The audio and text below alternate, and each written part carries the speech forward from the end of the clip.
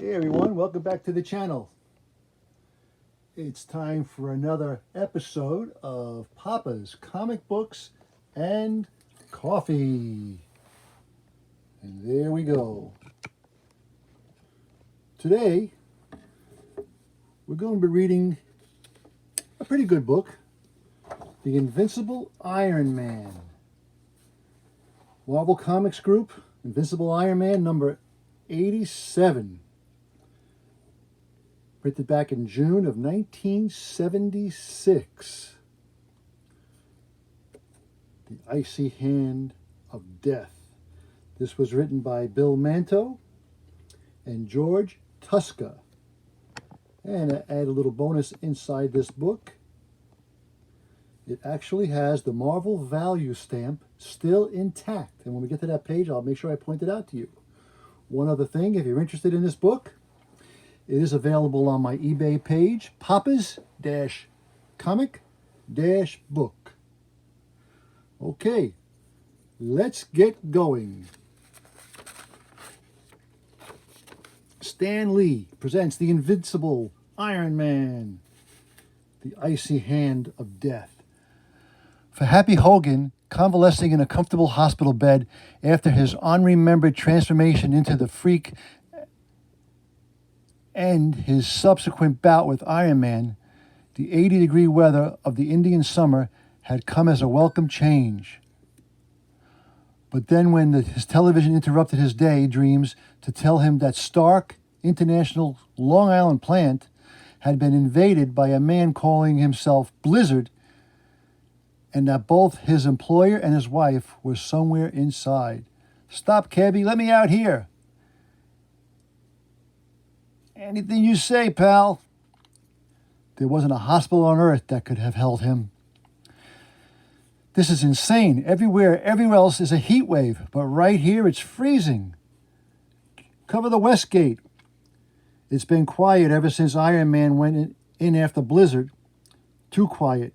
We can't take any chances with a guy who can freeze over 2 square miles of a factory complex.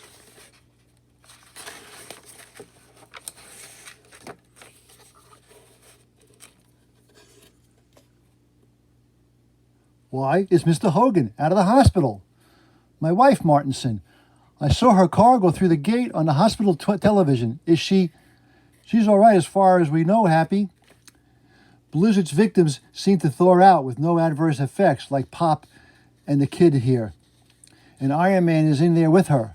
Still, I wouldn't want to go through that again, not for all of Mr. Stark's fortunes. Yeah, I can imagine. This Blizzard guy. They say he just points at you and the temperature drops. And it's instant snowstorm, turning you into a frozen dinner until somebody comes along to drag you back into the heat. Even Iron Man was kind of stunned when he saw the whole plant covered over. Look, thanks for the flashback, but I caught it all on the news. But what I mean is that's my wife in there. And even if Iron Man followed her in, what if she comes across Blizzard first? Has anybody heard anything since her Iron Man went in, Mr. Hogan? In fact, all intra-plant monitor systems went dead about 5 minutes after your wife went through the gate. What you're saying is that you don't know any of you? We figured Blizzard must have made it to the dino room and cut the power. And if Blizzard managed to shut down all of Stark International with Iron Man supposedly right on his heels, then what in blue blazes is Shellhead waiting for? What's Iron Man doing? The answer to that question, Happy, lies within that self-same dynamo room mentioned 2 panels ago. You have killed him. You've killed Iron Man. Imprecise, Miss Potts, I believe. I merely lowered the temperature about your Iron Man-bound hero until the body within the armor could no longer stand the intense cold.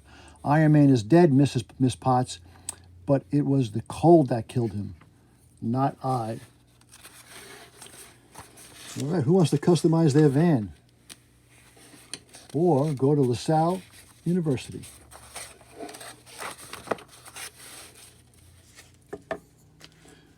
You're mad. You've just killed a man, and now you're trying to talk your way out of it. Just as he did me, Miss Potts, just as my life was destroyed, just as Iron Man pretended that it was my own doing, when in truth the fault was his. You keep calling me by my maiden name, Potts, as if you knew me. But my name's been Hogan for years. Bah, it was Potts when your employer allowed his ironclad bodyguard to destroy me, when he had me in prison so he could steal the fruits of my brilliance for himself. Your voice, it is familiar. Wait, I know you, but it was so long ago. So long since I've heard the voice of Gregor Shapanka, one of Tony Stark's most trusted research scientists. Before he turned crook and tried to sell us out. But Iron Man caught you with the plans to Stark's mini transistors. Talk, Shapanka. What were you after in the vault? Stark's most prized secret, Iron Man. Help me steal it, and I'll make you rich. Fat chance. Iron Man turned you over to Tony Stark, who instead of having you arrested, let you go. Get out of here, Shapanka. You were brilliant once, and your past deserves to be remembered. The noble Tony Stark tossing a few crumbs to a worthy failure, crumbs instead of the millions I so desire. And millions you were determined to have when you again tried to take what you wanted. But this time you didn't try as Gregor Shapanka. You tried as Jack Frost. Fools, you don't stand a chance before my cold power. You were almost right. The guards didn't stand a chance, but Iron Man did. All I got to do is keep him off balance long enough for me to fashion the only weapon that can completely defeat him. A miniature transistorized furnace. No, turn it off. The strain is too much for my ice maker. I'm melting. You lost it then, and that time there was no choice but to turn you over to the police. I'll get you for this, Iron Man. Move along, pal. The warden's waiting to get a good look at you. Above events brought to you by courtesy of the Marvel Time Retrieval Satellite from the Tales of Suspense number 45. Yes, Miss Potts, prison. Soon, Stark, soon. For months, years, I waited, plotting my revenge, modifying my coal generator in a micro-circuited bodysuit. There is a million times the power of my old Jack Frost outfit in this new costume, and the internal insulation will shield me no matter how low I reduce the temperature around me. I want to learn how to fly one of those model rockets and then take up Kung Fu.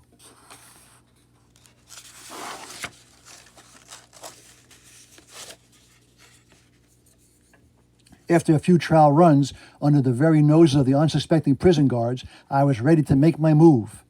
In an instant, the temperature in my cell fell far below freezing, making the very molecules of the concrete and steel walls of my cage too slow, too brittle to maintain any kind of stability. And with an awesome roar, my prison cell was rent asunder.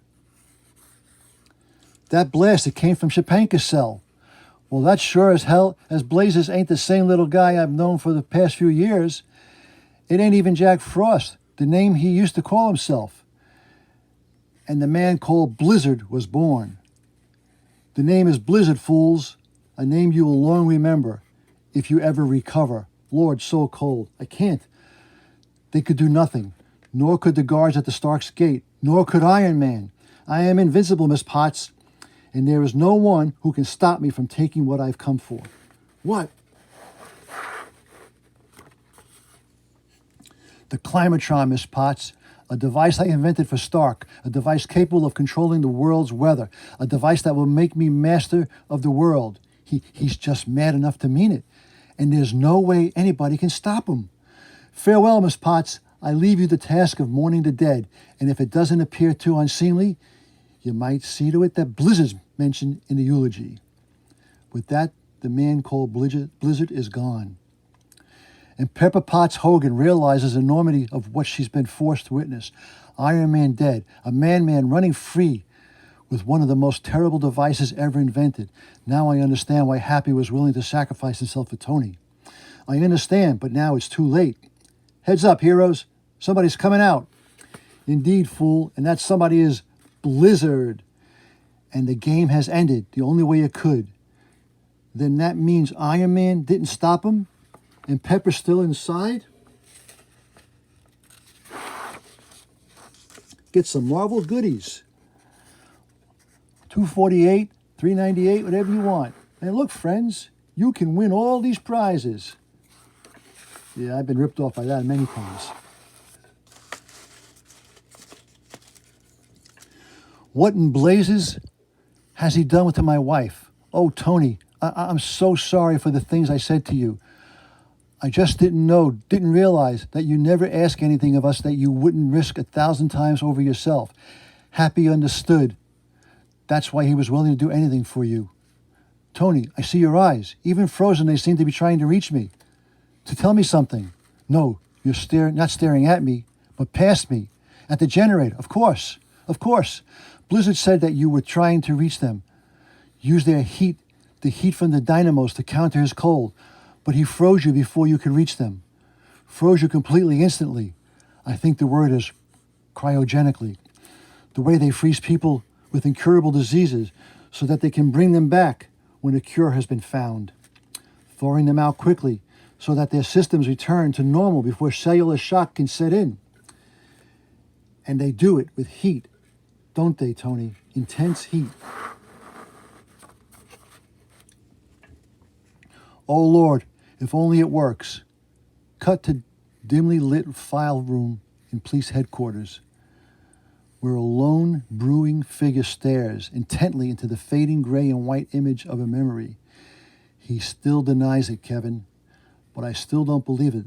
Believe the man, Stark, an Iron Man, murdered, yeah, Kevin, slew my brother, and then tried to lay the ugly fact of it to rest. But it won't rest. Not while Michael O'Brien lives to remind him of it. The memory of that guardsman lives on, Kevin. I swear it. And lest you forget the scene we've left a few moments before. It's working. The eternal ice melted off immediately, but the external ice. But there's still no signs of life. What if I was doing it wrong? For seconds, that question hangs like the sword of Damocles, charging the every atmosphere of the room. Then, Pepper! Cut power! Cut! Of course. Once the cold is driven out, there's nothing to protect you from the heat. But you're alive, alive. I thought you weren't. Talking to me, Pep?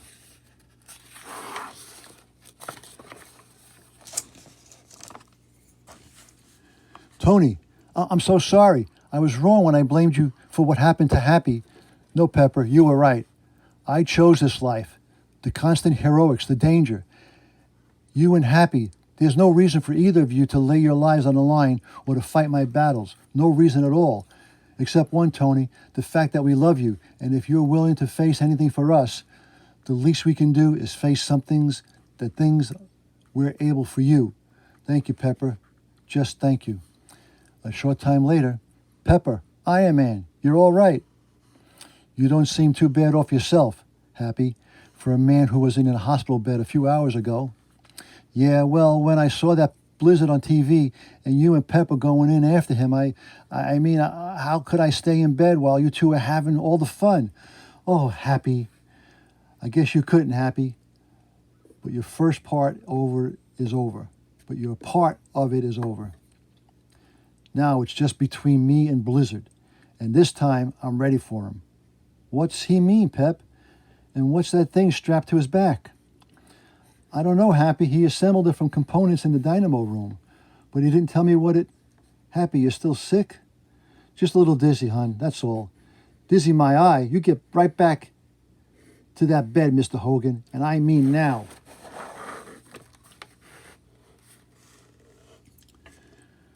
How convenient for Stark's plant to be located directly on Long Island Sound.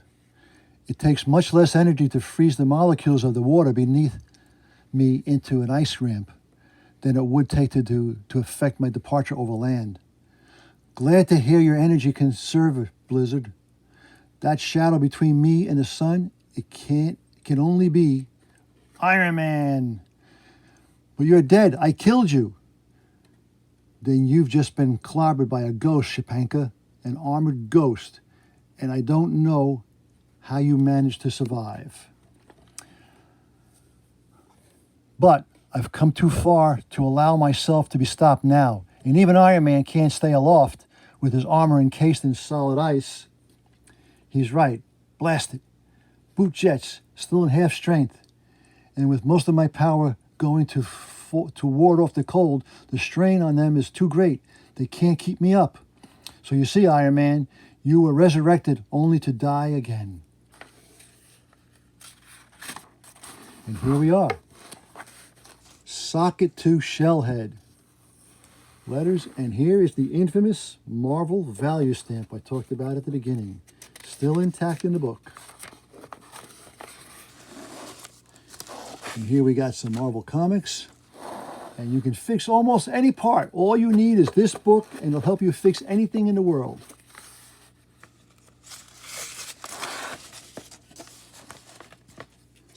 Let's see what we have here. That's where you figured wrong, Blizzard. I had a feeling that the weather we've been having had warmed the water in the Sound, at least enough to melt the ice layer about me. Now let's see what a blast of heat from my unibeam does to your ice ramp. No, it's impossible. No one could have lived through that.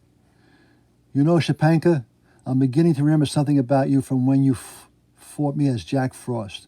Namely, that you were crazy as a loon, even back then. You haven't changed, mister, not a bit. Look, Jimmy, it is Iron Man and that Blizzard creep. Just like they said on the radio. You were right, Mark, but who would have believed that anything like this would happen right here on the Long Island Sound? Or as they say there, the Long Island Sound. Still, I don't think we should have took your dad's boat without telling. Hey, Blizzard, he's pointing at us. And that boat's freezing over. We're sinking, Mark. There, Iron Man, can you allow your thirst for revenge to take precedence over the lives of those two over-curious youths? Will you battle me, or will you let them drown? Now what, Tony? If Blizzard gets away with the Climatron, the whole world will be endangered. It's that against the lives of those two foolish kids. Jimmy, I just found something out. I can't swim. Who are you fooling, Stark? You know who you can't let them drown. And there is a way. But it means sacrificing the Climatron, a device I'm not sure I could ever recreate. But then, it's not much of a choice, is it? You fool, you've knocked the Climatron out of my hand, shattered its delicate mechanisms. Sorry about that, Blizzard. You've destroyed my greatest invention. Next time I'll be more careful where I throw my snowballs. Hang on, kids. Your boat is buoyant, enough to float, once the ice is melted off of it. Iron Man, wow. And in this heat wave, the sail should dry out in a couple of hours, by which time I'm sure you'll have rowed back to shore and explained the whole thing to your folks. Gosh, Iron Man, I'd rather face a zillion blizzards than that. You may have a point there, son. Thanks, Iron Man, I think. All right, free $1 million in cash, right there. Or you can learn how to draft, or you can get yourself a nice skateboard. So many options. Curse you, Avenger. Does nothing stop you? Oh, head colds, sometimes migraines. Other than that, not much, Blizzard. Stark doesn't pay disability benefits for death at the hands of a supervillain, especially cornballs like you, Shapanka. Go on, laugh, you iron-bound simpleton. But my ice darts stopped you once before. They can easily do it again. Last ish, Marv. That's where you're wrong, friend. They stopped me last time only because they hit me. And mister, in this game, you just don't get to pull the same stunt twice. I won't be beaten, Iron Man. You're not going to turn me to prison again. I don't see as how you have much of a choice, Blizzard. In every fight, there's got to be a loser. And in this one, you just happen to be it. That might have been the case, Iron Man, had you not grabbed hold of me. For now, At close quarters, I can once more pour all the power of my microcircuitry from my suit onto you, freezing you just as I did before. And this time, there is no dynamo to thaw you out. Lord, the cold again. No, I thought you'd try to stop me like this again, Blizzard. And I knew I'd have to prepare defense against it. What defense are you talking about? The mini dynamo I cannibalized from the master generator, Shapanka. While it doesn't have the power of the larger ones back at the Stark's plant, it's got just enough when it's supplemented by the power output of my armor. Not only to prevent me from being frozen like the last time.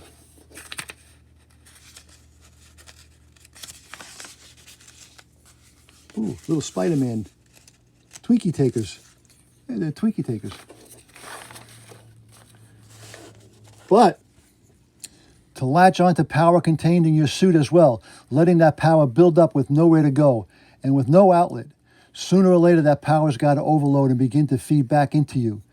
And when that happens, Blizzard, it's instant short circuit, and it's all your deadly little refrigeration units burn themselves out, one by one, by one. Enough, turn it off. I can't stand it. They never can when the cards fall the other way. Listen to me. I'm beginning to sound like an armored paladin. Oh, well, I guess once in a while I'm allowed to slip from melodrama to mediocrity. I mean, I've earned it. Laughing boys managed to surface again. Iron Man, help me. My costume's filling with water, dragging me down. Help me. Why? What's in it for me? You must be joking. You wouldn't just let me drown, would you? No, I guess not. Come on, Shapanka. I see the Suffolk County Police waiting for you on the shore. Prison again? And I was so close. Cheer up, fella. At least 3 square meals a day. I know people of unemployment who don't even get that. Here they come, Sarge. He's all yours, boys. I hope you've got a cell earmarked for him, a nice warm cell. You know it, Avenger. In fact, the wardens decided to use him in the furnace room. Then I'd better be getting back to Stark International. My employer's not going to be pleased at the mess I left behind. Yeah, I'll bet. What a guy. I bet he doesn't even feel the heat. Not like us normal folks. In the next issue, fear wears 2 faces. And that, my friends, is the end. Get as many prizes as you want. That was the Invincible Iron Man, number 87, The Icy Hand of Death. I hope you enjoyed it. Once again, if you liked it, this book is for sale on my eBay webpage, papas-comic-books. If you liked it, please hit like. If you didn't like it, hit dislike. Hit subscribe, ring the bell, do everything you can. Until next time, have a good night and stay warm.